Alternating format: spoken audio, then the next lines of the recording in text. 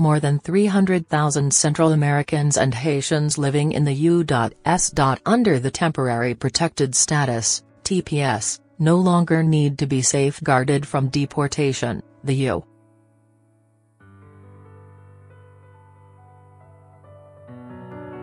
U.S. Department of State informed Homeland Security officials this week, ahead of a much-anticipated DHS announcement regarding the protection's renewal or revocation.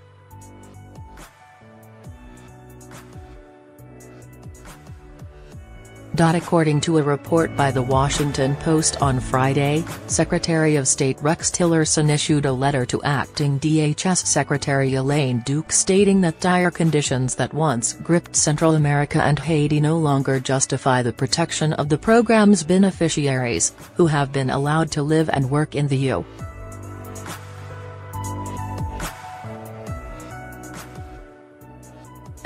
For 20 years. DHS is expected to make an announcement on November 6 to decide the fate of 57,000 Hondurans, about 50,000 Haitians and 2,500 Nicaraguans, whose TPS status will expire in early January, the publication said.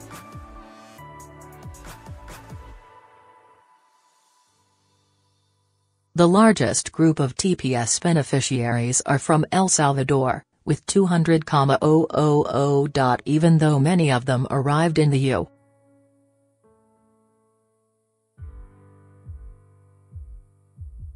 U.S. illegally, TPS recipients were shielded from deportation in the aftermath of Hurricane Mitch in 1998 that pummeled Central America, as well as the 2010 earthquake that killed 200,000 in the Caribbean nation.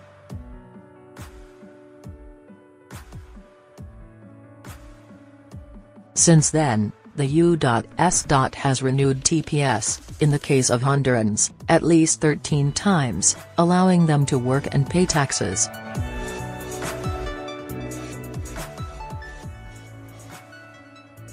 Trump's officials believe that the return of these migrants could bring benefits to their respective countries because they would return with job skills, democratic values, and personal savings from living long-term in the U.S.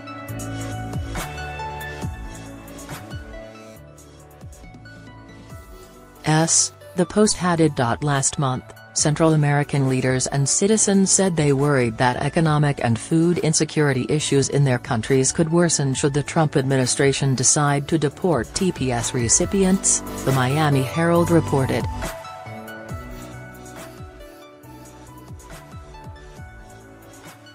Honduran President Juan Orlando Hernández has urged President Donald Trump to renew TPS protections for honest and hardworking Hondurans living in the U.S.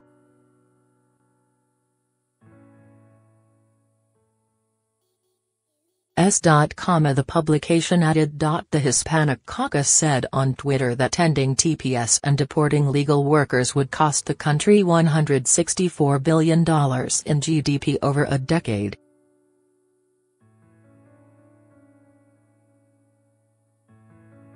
We must save TPS. But such pleas may fall on deaf ears. The Trump administration has reiterated that TPS is meant to be temporary and not a way for recipients to live as long-term U.S.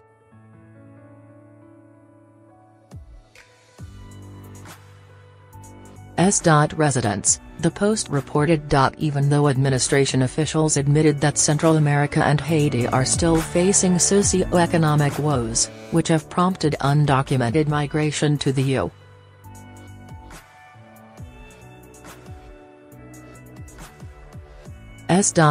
They believed such conditions need to be tackled in different ways. Meanwhile, some Haitians have explored other ways to avoid deportation.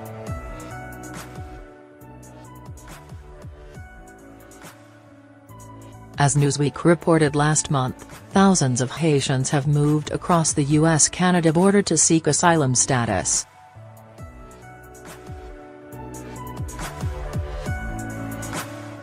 Trump's crackdown on immigration has become the driving force of a growing influx of migrants, especially at the Quebec-New York state border.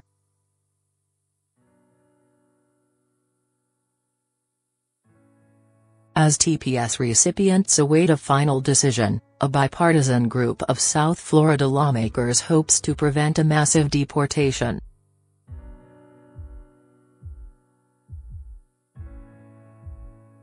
On Tuesday, Republican Representative Carlos Curbelo and Democratic Representatives Frederica Wilson and Alcee Hastings introduced the Extending Status Protection for Eligible Refugees with Established Residency Act, which seeks to provide a roadmap to permanent legal status for some Haitians, Nicaraguans, Salvadorans and Hondurans who landed in the